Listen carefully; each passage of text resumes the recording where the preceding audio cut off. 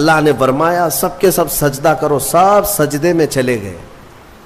پتہ ہے ایک تھا ابلیس جو غرور کی وجہ سے سجدہ نہیں کیا، کھڑا رہا. ابلیس کون ہے؟ یہ شیطان جس کا نام عزازیل. یہ کون ہے؟ فرشتوں کو تعلیم دینے کے لیے اس کو مامور کیا گیا تھا. اس کو معلم الملائکہ کہتے ہیں. بعضوں نے اس کو فرشتوں میں شمار کیا، لیکن مفسرین کی اکثر رائے یہ ہے کہ وہ جنات میں سے تھا. ابلیس کس میں سے تھا؟ جنات میں سے تھا، لیکن فرشتوں کے ساتھ رہتا تھا، اس لیے حکم اسے بھی تھا.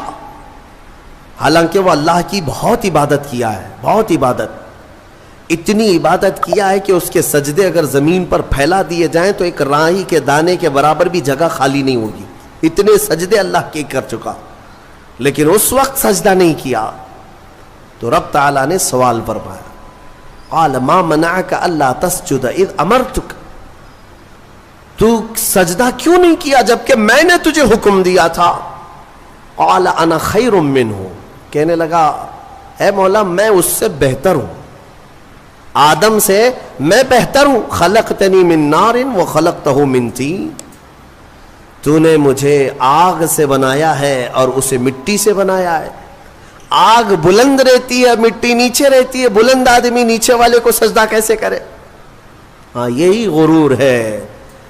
اب اس سے پتا چلا کہ کائنات کا سب سے پہلا گناہ وہ تکبر ہے، غرور، گھمنڈ، میں پن، کہ میں یہ ہوں اس کے سامنے کیوں جھکوں.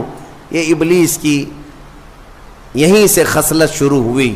اللہ تعالیٰ نے فرمایا تو نے آدم کو دیکھا لیکن یہ نہیں دیکھا کہ حکم میرا تھا، حکم اللہ کا تھا. فاخرج منہا فإنک رجیم، آج سے تو ہمارے دربار سے نکل جا اس لیے کہ تو مردود ہو گیا. راندہ بارگاہ، ہمیشہ کے لیے اس کو مردود قرار دے دیا گیا. یہ واقعہ میں بتا رہا ہوں آپ کو، یہ آج سورہ اعراف کے شروع میں ہی آیا. تو ابلیس نے کہا اے اللہ تو نے مجھے نکال دیا اپنے دربار سے، فرشتوں کی جماعت سے، انظرنی الی یوم یبعثون، بس مجھے قیامت تک کی مہلت دے دے. بس وہ رب تعالیٰ سے ڈائریکٹ چیلنج کر رہا ہے، اللہ سے چیلنج کر رہا ہے، مجھے تو ٹائم دے دے. بس کیا کرے گا؟ کہتا ہے قال رب بما اغویتنی لاقعدن لهم صراطک المستقیم، بس تو مجھے ٹائم دے دے، قیامت تک تیرے جتنے بندے آئیں گے میں سیدھے راستے پر بیٹھ جاؤں گا. ثم لآتینہم من بین ایدیہم ومن خلفہم وعن ایمانہم وعن شمائلہم ولا تجد اکثرہم شاکرین. کہتا ہے میں تیرے سیدھے راستے پر بیٹھوں گا، جو بھی اس راستے سے گزرے گا کبھی میں اس کے سامنے سے آؤں گا، کبھی پیچھے سے، کبھی دائیں سے، کبھی بائیں سے، کسی نہ کسی طرح اس کو اس راستے سے میں ہٹا دوں گا. اے رب تیرے بندوں میں تو شکر کرنے والے نہیں پائے گا. اللہ کو یہ چیلنج کر رہا ہے. دوسری آیتوں میں یہ تک کہا اس نے قال فبعزتک لاغوینہم اجمعین، تیری عزت کی قسم اے اللہ. عزت اس کو بھی معلوم ہے اللہ تعالی، اور قسم بھی اللہ کی عزت کی کھا کر کہہ رہا تیری عزت کی قسم میں تیرے سارے بندوں کو گمراہ کروں گا، سارے بندوں کو گمراہ کروں گا. رب تعالیٰ سے چیلنج کیا. رب نے فرمایا قال انک من المنظرین، جا تجھے ٹائم دیا جاتا ہے، مہلت ہے تجھے، جتنا ٹائم چاہیے پورا لے لے. ٹائم ہی نہیں طاقت بھی دے دی گئی، قوت بھی دے دی گئی. دنیا میں جتنی تیزی سے ایک جگہ سے دوسری جگہ جانا ہے سب تجھے دے دیا گیا، جا بہکا لے. کتنوں کو بہکاتا ہے. ان عبادی لیس لک علیہم سلطان، اللہ فرماتا ہے تو پوری کوشش کر لے، میرے کچھ بندے ایسے ہوں گے جن پر تیرا داؤ نہیں چلے گا، نہیں چلے گا، تیرا داؤ نہیں چلے گا. رب تعالیٰ نے بھی فرمایا تو پوری کوشش کر لے لیکن تیرا داؤ میرے کچھ بندوں پر نہیں چلے گا. وہ کون سے بندے ہیں؟ ان بندوں کے بارے میں ابلیس بھی مان گیا، شیطان بھی مانا، کہنے لگا ہاں ہاں ہے تیرے کچھ بندے. وہ کون ہے؟ الا عبادک منہم المخلصین. یہ وہ بندے، ہاں مولا تیرے کچھ بندے ایسے ہوں گے جن پر میرا داؤ نہیں چلے گا. وہ کون ہے؟ وہ بندوں کی جماعت کو مخلصین کی جماعت کہا جاتا ہے کہ وہ اگر عبادت کرتے ہیں تو نہ ادھر دیکھتے نہ ادھر دیکھتے ہیں، وہ خالص تیری رضا کے لیے کرتے ہیں. تو جو لوگ دنیا میں صرف اور صرف اللہ کی رضا کے لیے نیک کام کرتے ہیں، یقین کے ساتھ میں کہتا ہوں ان پر شیطان کا داؤ بھی نہیں چلے گا. شیطان ان لوگوں کو نہیں گمراہ کرے گا. مخلصین کی جماعت. مخلصین کون ہے میرے عزیزو؟ دکھاوے کے لیے کرنے والے مخلصین نہیں، اپنے رب کی رضا کے لیے. یہاں پر ایک روایت ملتی ہے قیامت کے دن جنتیوں کا جب انصاف ہو جائے گا نا، پورے جنتی ایک طرف ہوں گے. ان جنتیوں میں بھی 3 کیٹیگری ہیں. جنتیوں میں بھی 3 جماعتیں ہیں. ایک جماعت اللہ نے ان سے فرمایا کہ اے بندو تمہاری بخشش ہو گئی، تمہارے لیے جنت کا پروانہ ملا، تم جنت جا رہے ہو. یہ بتاؤ تم جنتی عمل کیوں کرتے تھے دنیا میں؟ تم نیک کام کیوں کرتے تھے؟ آج جنت تمہارے لیے ہو گئی نا، پاس ہو گئے. پاس ہونے کے بعد پوچھا جا رہا ہے تو وہ جماعت کہتی ہے اے مولا ہمیں تیری دوزخ سے بہت ڈر لگتا تھا، اس کے ہولناک عذابات، اور تیری دوزخ سے ڈر کر کے ہم نیک کام کرتے تھے. اللہ فرماتا ہے ٹھیک ہے میں تم سے راضی ہو گیا، تم جنت میں جاؤ. دوسری جماعت، ان سے پوچھا جائے گا تم کیوں کرتے تھے؟ یہ سیکنڈ کیٹیگری ہے جنتیوں کی. تم کیوں نیک کام کرتے تھے؟ تم بھی پاس ہو گئے. وہ کہیں گے مولا قرآن میں اور حدیث میں تیرے رسول سے ہم نے جنت کی اتنی نعمتوں کا ذکر سنا تھا، وہاں کے محلات، وہاں کی خوشبوئیں، وہاں کی حوریں، وہاں کے غلمان، تو شوق تھا کہ جنت میں جائیں، اس لیے نیک کام کرتے تھے. تیری جنت کی خواہش نے ہم سے نیک کام کروائے. رب تعالیٰ فرماتا ہے جاؤ تم سے راضی اور تمہارے لیے جنت ہے، چلے جاؤ. تیسری ایک جماعت ہوگی جنتیوں کی، یہ لاسٹ کیٹیگری ہے. ان سے پوچھا جائے گا میاں آپ بھی پاس ہو گئے، جنت میں جا رہے ہو نیکیوں کی وجہ سے، تم کیوں نیکیاں کرتے تھے؟ وہ کہیں گے کہ مولا ہم نہ جنت کے لیے کرتے تھے نہ دوزخ کے لیے، ہم تو خالص تیری رضا کے لیے کرتے تھے، تو راضی ہو جا، بس ہمارا مقصد اتنا تھا. تو رب تعالیٰ فرمائے گا جاؤ میں تم سے راضی ہو گیا اور جنت میں جاؤ. وہ جماعت کھڑی ہو جائے گی نہیں جنت میں نہیں جانا ہے. اگر جنت میں جائیں گے تو پھر بدلہ ہو جائے گا، معاوضے کے طور پر ہو جائے گا. پھر ہم کو اندر جانے کے بعد دوسرے لوگ تانا ماریں گے تم بھی جنت کے لیے کرتے تھے، وہاں بولے کچھ اور ہو. ہم نہیں جائیں گے جنت میں. رب تعالیٰ پھر دوبارہ فرمائے گا کہ اے مومنوں میں تم سب سے راضی ہوں، تم میری رضا کے لیے کر رہے تھے، میں راضی ہوا، جاؤ جنت میں. وہ کہیں گے مولا نہیں جنت میں جائیں گے تو پھر یہ مسئلہ آ جائے گا کہ تم جنت کے لیے کیا کرتے تھے، ہم تو تیری رضا کے لیے کرتے تھے. یہاں تک کہ روایت میں فرمایا گیا فرشتوں کو حکم ہوگا کہ ان کو بیڑیاں پہنا اور کھینچ کے جنت میں لے جاؤ. یہ مخلصین کی جماعت تھی. یہ لالچ میں عبادت نہیں کیے اور نہ ہی ڈر کر کے کیے، یہ خالص اللہ کی رضا کے لیے. اور اسی جماعت کے بارے میں شیطان بھی کہتا ہے ان پر میرا داؤ نہیں چل سکے گا، ان پر میرا حربہ نہیں چل سکے گا. اسی لیے میں مومنوں سے گزارش یہ کرتا ہوں کہ اعمال میں اخلاص پیدا کرو. اخلاص صرف اور صرف اللہ کے لیے، نہ کسی کو ڈر کر، نہ کسی کے لیے. عبادتیں نہیں، اللہ کے لیے. تم اپنی آخرت کو سوچو. میں ایک بزرگ کے متعلق پڑھا تھا 30 سال تک انہوں نے پہلی صف میں نماز ادا کی جماعت کے ساتھ، ایک نماز بھی نہیں چھوٹی، تکبیر اولا بھی نہیں چھوٹی. 30 سال تک، توجہ چاہتا ہوں، 30 سال تک ایک نماز میں ایک جماعت نہیں چھوٹی اور پہلی تکبیر بھی نہیں چھوٹی، پہلی صف میں کھڑے رہتے تھے. 30 سال کے بعد ایک دن مغرب میں آئے تو ایک رکعت ہو گئی. 30 سال کے بعد ایسا موقع آیا، پیچھے رہ گئے. تو پھر جب آئے دیکھا کہ صفیں تو لگ گئی ہیں, پیچھے جگہ مل رہی تھی, تو انہوں نے شرم کے مارے, ڈر کے مارے, سب لوگ کیا کہیں گے, ابھی 30 سال سے جس کی جگہ پکی ہے آج تو ہے نہیں, چھوٹ گیا پیچھے, تو پیچھے سے ہی گھر چلے گئے. گھر میں جا کر نماز پڑھ لیا. عشاء میں اس ڈر سے نہیں آئے کہ سب لوگ سوال کریں گے مغرب میں کہاں تھے. تو اس زمانے میں ایک بڑے بزرگ تھے, انہوں نے پوچھ لیا کہ فلاں صاحب جو رہتے تھے پہلی صف میں, جن کا ریکارڈ تھا 30 سال کا, وہ کہاں ہیں؟ کہا کہ حضور پتہ نہیں, مغرب میں بھی نہیں آئے, عشاء میں بھی نہیں آئے. کہا کہ چلو دیکھ لیتے ہیں, کہیں بیمار تو نہیں ہو گئے, کچھ تو ہوا نہیں تکلیف. گئے تو گھر میں بیٹھے ہوئے تھے, پوچھا کہ کیا بات ہے, مغرب میں بھی نہیں, عشاء میں بھی نہیں.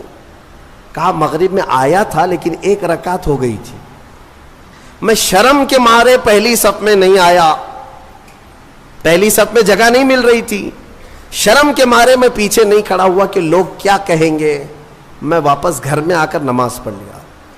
اس بزرگ نے ان سے کہا جو 30 سال کی عبادت کر چکے تھے, کہا کہ اے بندے جا پچھلے 30 سال کی نمازوں کو پھر سے ریپیٹ کر لے, دوہرا لے, اس لیے کہ جو تو نے نمازیں پڑھی وہ صرف اسی نیت سے پڑھی کہ لوگ کیا کہیں گے, لوگ کیا کہیں گے. تجھے اس بات کا خیال نہیں ہے کہ تو عبادت اللہ کے لیے کرتا ہے, جا پچھلے 30 سال کی نمازیں اعادہ کر لے, پھر سے پلٹا لے. عزیزان گرامی, اخلاص ایک بڑی دولت ہے, اللہ تعالیٰ اپنے مخصوص بندوں کو عطا کرتا ہے. بات میں یہاں پر سمیٹتا ہوں کہ ابلیس لعین آدم علیہ السلام کو سجدہ نہ کیا, غرور اور گھمنڈ میں اللہ تبارک و تعالیٰ سے چیلنج کر کے نکلا. اسے اللہ نے ٹائم دیا, وقت دیا قیامت تک کا, اور وہ بہکاتا گھوم رہا ہے ابھی بھی. ہاں بس رمضان میں قید ہوا ہے, رمضان میں شیاطین کو قید کیا گیا, یہ حدیث پاک سے ثابت ہے. ابھی تو ہے نہیں, ہماری محفل میں بھی نہیں ہے, اور ابھی رمضان میں کہیں ہے نہیں, لیکن پھر بھی کچھ لوگ ابھی بھی روزہ چھوڑتے ہیں. یہ کون سے شیطان ہیں؟ نماز میں نہیں آتے, پھر یہ کون ہے؟ ان کو کون سلاتا ہے؟ ان کو کون؟ شیطان کا کوئی خلیفہ ہے؟ شیطان کسی کو اپنی ڈیوٹی دے کر کے گیا ہے؟ یہاں پر نفس امارہ ہے, وہ ہر ایک کے اندر ہے. انشاءاللہ پھر آگے کبھی میں عرض کروں گا, وہ ہر انسان کے پاس ہے. جس نفس نے شیطان کو بھی گمراہ کیا تھا وہ نفس تو ہمارے پاس ہے. نفس ایک بہت ہی خطرناک چیز ہے, اسی سے لڑنے کو میرے آقا نے جہاد اکبر کہا. جو اپنے نفس کے خلاف لڑائی کرے گا وہ جہاد اکبر ہے, بڑا جہاد ہے. تو بہرحال آدم علیہ الصلاۃ والتسلیم کی پیدائش ہوئی اور آپ کو وہاں سے جنت میں رکھا گیا. اب یہاں پر کچھ باتیں مجھے عرض کرنی ہے, وہ یہی ہے کہ آدم علیہ السلام کو جب ساری چیزوں کے نام بتائے گئے اور سب کچھ علم دیا گیا اور پھر جنت میں رکھا گیا, جنت کیسی ہے؟ وہاں کسی چیز کی کمی ہے؟ کوئی چیز کی کمی نہیں, ساری نعمتیں ہیں. لیکن اس کے باوجود آدم علیہ السلام کو کچھ بے قراری تھی. کیوں؟ اس لیے کہ انسان جو ہے تنہا نہیں رہتا, انسان کو کوئی دوسرا انسان چاہیے. انس سے بنا ہے انسان, انس کہتے ہیں محبت کو, اس کے فطرت میں ہے یہ کھچاؤ, دوسرے کے ساتھ اس کا کھچاؤ ہے, لگاؤ ہے, دوست بناتا ہی ہے, اکیلا نہیں رہے گا انسان. تو آدم علیہ السلام کو جو یہ بے قراری تھی وہ تنہا ہونے کی. پھر ایک دن اللہ رب العزت نے ان کی بائیں پسلی سے کچھ حصہ نکالا اور اس سے ایک عورت کو بنایا گیا, وہ حضرت حوا تھی. ہاں اتنی بات میں آپ کو بتا دوں, آدم علیہ السلام کی پیدائش وہ کس جگہ ہوئی اللہ بہتر جانے, کوئی تو جگہ ہوگی, لیکن عورت کی پیدائش تو جنت کے اندر ہوئی. کہاں ہوئی ہے؟ جنت کے اندر ہوئی ہے. ہاں جنت میں پیدا ہوئی ہے عورت, یہ اس کا مقام ہے, اور یہ جنتی چیز ہے. اللہ تبارک و تعالیٰ نے اس میں جو خوبصورتی رکھی ہے عورت کے اندر, وہ جنت کی کشش ہے.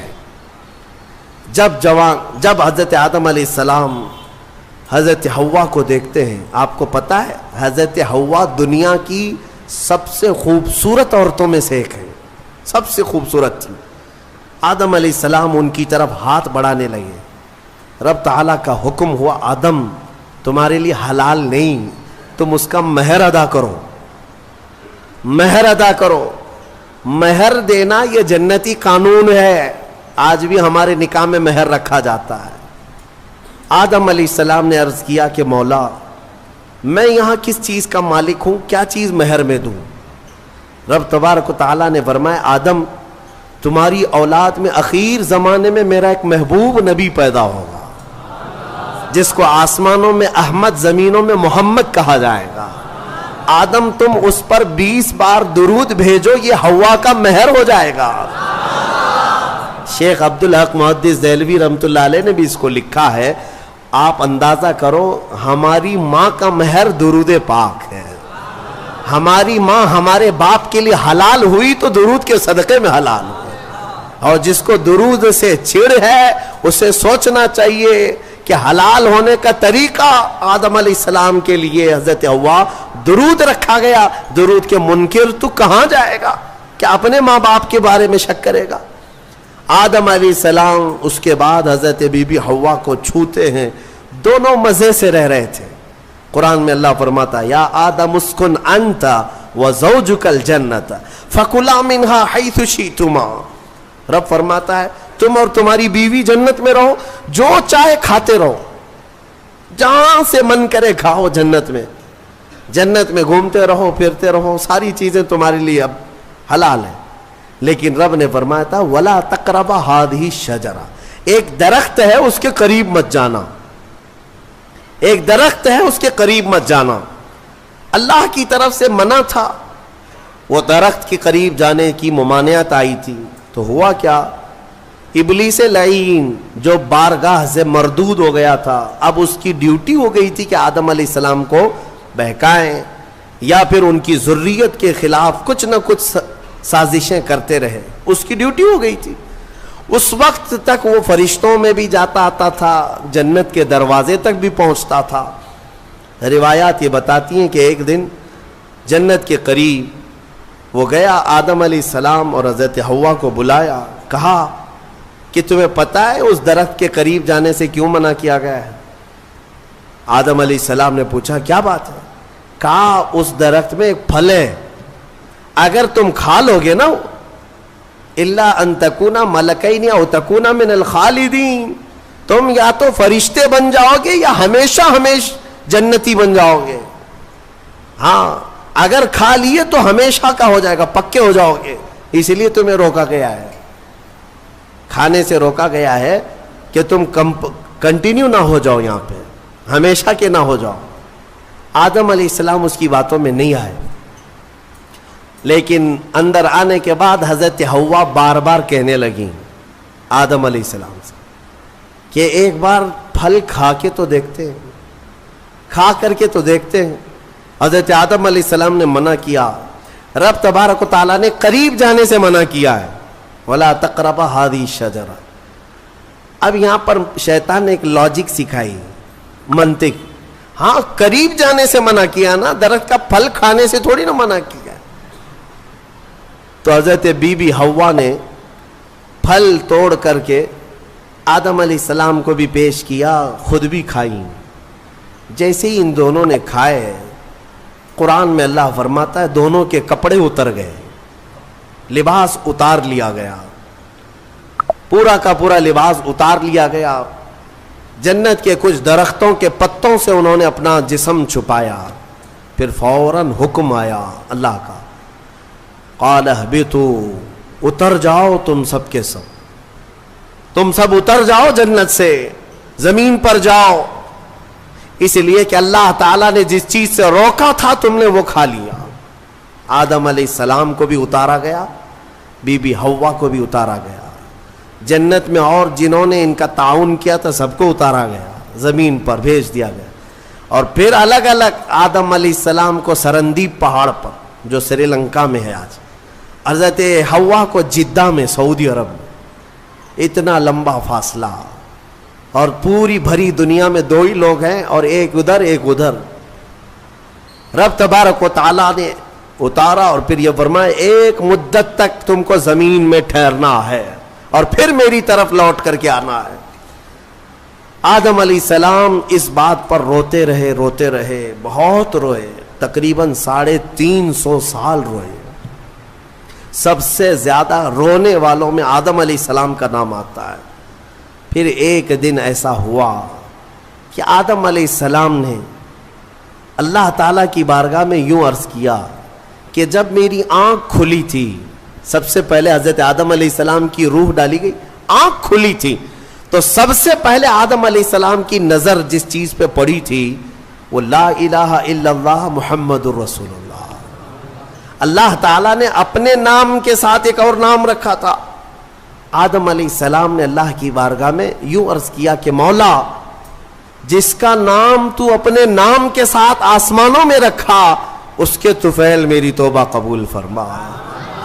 فوراً رب تبارک و تعالیٰ نے جبرائیل امین کو بھیجا, جاؤ آدم کی توبہ قبول ہوئی, اس لیے کہ محبوب کا وسیلہ لیا گیا. ہاں, اسی لیے ہمارے امام بریلی کے تاجدار فرماتے ہیں وہ جہنم میں گیا جو ان سے مستغنی ہوا, ہے خلیل اللہ کو حاجت رسول اللہ کی, ہے خلیل اللہ کو حاجت رسول اللہ کی, عرش حق ہے مسند رفعت رسول اللہ کی, دیکھنی ہے حشر میں عزت رسول اللہ کی. یہ اتنا ہی نہیں میرے عزیزوں, تمہیں کیا خبر, قیامت کے دن کے بارے میں بھی اعلیٰ حضرت فرماتے ہیں خلیل و نجی مسیح و صفی سبھی سے کہیں نہ بنی. قیامت کے دن یہ قوم کہاں کہاں جائے گی, سارے نبیوں کے پاس جائے گی, سب کیا کہیں گے میرے علاوہ کسی اور کے پاس جاؤ. ہاں, حضور فرمائیں گے آؤ میں تمہاری شفاعت کے لیے ہوں. اس کو اعلیٰ حضرت فرماتے ہیں خلیل و نجی مسیح و صفی سبھی سے کہیں نہ بنی, یہ بے خبری کی خلق پھری کہاں سے کہاں تمہارے لیے. یا رسول اللہ, کہاں سے کہاں تمہارے لیے, دہن میں زباں تمہارے لیے, بدن میں ہے جاں تمہارے لیے, ہم آئے یہاں تمہارے لیے, اٹھے بھی وہاں. الحمدللہ حضرت آدم علیہ السلام کی توبہ قبول ہوئی. اس کے بعد آپ کو حکم ہوا حج پہ جانے کا. آپ حج کے لیے آئے, کعبہ اس وقت موجود تھا, فرشتوں کا تعمیر کیا ہوا تھا. آدم علیہ السلام سفر کر کے گئے حج کے لیے. یہاں سے ایک بات میں عرض کرتا ہوں, دنیا کا پہلا حج ہندوستان کی سرزمین سے ہوا. آدم علیہ السلام اسی زمین سے گئے, اور ہمارے لیے فخر کی بات یہ ہے کہ یہ ہندوستان ہمارے باپ کی زمین ہے.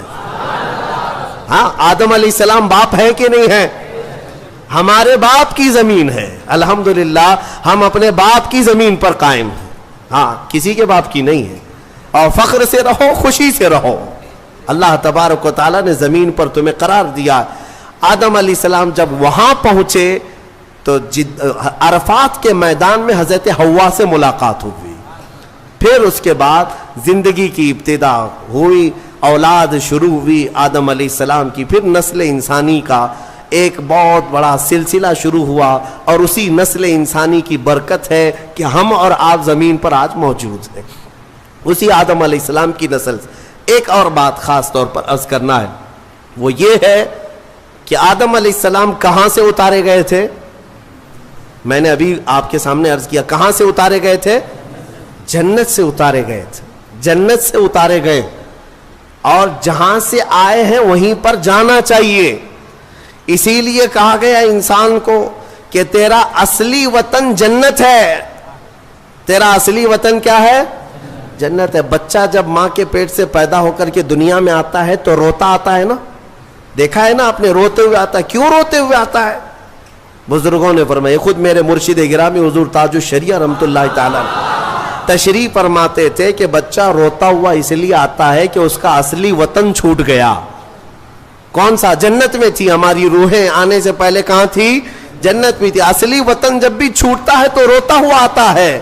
اور اسی لیے شاعر کہتا ہے, شاعر کیا کہتا ہے کہ یاد داری کے وقت زادنے تو ہما خنداں بودند تو گریاں.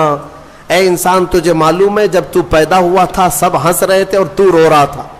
ماں بھی ہنس رہی تھی, باپ بھی ہنس رہا تھا, خوشی میں سب پیڑے بانٹ رہے تھے, جلیبیاں بانٹ رہے تھے, سب خوش تھے کہ تو پیدا ہو. لیکن تم کیا کر رہے تھے؟ تم تو روتے ہوئے آئے تھے. چنا زی کے وقت مردنے تو ہما گریاں بودند تو خنداں. شاعر کہتا ہے اے انسان اب زندگی ایسی گزار کر جا کہ جب تیرے جانے کا وقت ہو تو سب رو رہے ہوں اور تیرے لبوں پہ مسکراہٹ ہو. تو ہنستا ہوا جا. کون ہنستا ہوا جائے گا؟ جسے اپنے وطن پر جانے کا شوق ہو, اپنے اصلی وطن جانے کا جسے بھی شوق ہوگا, موت کے وقت اس کے لبوں پہ مسکراہٹ ہوگی. اور جسے جہنم جانے کا ہوگا خاک مسکرائے گا, خاک مسکرائے گا. وہ تو ملک الموت کی شکل دیکھ کر کے لال پیلا ہو چکا ہوگا. ہاں اسی لیے جنت کی خواہش بھی رکھو کہ میرا اصلی وطن ہے, اور کام بھی وہی کرو تاکہ مرنے کے وقت لال پیلے نہ ہو, لبوں پر مسکراہٹ ہو. اسی لیے بہتوں کو مرتے وقت مسکرانا یہ ہمارے اختیار میں نہیں ہے. ہاں تم چاہو گے تو مسکرا لیں گے. ابھی ہم بیٹھے ہیں, ہنسنے کے لیے بولوں گا تو پورا پھاڑ کر کے ہنسیں گے, ہو سکتا ہے ابھی اختیار ہے, لیکن موت کے بستر پر میاں کسی کے اختیار میں نہیں. ہنسنا اس وقت تمہارے کنٹرول میں نہیں. اس وقت تو نزع کا عالم ایسا کہ مکھی بھی بیٹھے تو پہاڑ کے برابر لگے ہیں. ہنس کہاں سکو گے؟ ہاں بس وہی ہنسے گا جو زندگی بھر جنت میں جانے کی تیاری کرتا تھا اور مولا اسے موت سے پہلے جنت دکھا رہا ہو اور وہ ہنس رہا ہو. بس وہی ہنسے گا, باقی کسی کے کنٹرول میں نہیں ہے. اسی لیے میں اسی پر گفتگو ختم کرتا ہوں. ہمارے باپ آدم علیہ السلام جنت سے آئے تھے اور پھر وہ واپس جنت میں ہی جائیں گے. آدم علیہ السلام بھی, نوح علیہ السلام بھی, موسیٰ و عیسیٰ بھی, ابراہیم و اسماعیل بھی علیہ السلام, اور خود میرے آقا و مولا سیدنا محمد الرسول اللہ صلی اللہ علیہ وسلم جنت ہی میں جائیں گے. تو ہم جن کی امت ہیں, ہمارے لیے یہی فرض ہے کہ ہم بھی وہیں جائیں جہاں ہمارے رسول جائیں گے, اور جنت کے کام شروع کرو, نیکیاں کرو. اللہ تبارک و تعالی ہم سب کو اصلاح کی توفیق عطا فرمائے. مرنے سے پہلے مولا توبہ کی توفیق عطا فرمائے, جنتی اعمال کی توفیق عطا فرمائے. وآخر دعوانا الحمدللہ رب العالمین. السلام علیکم.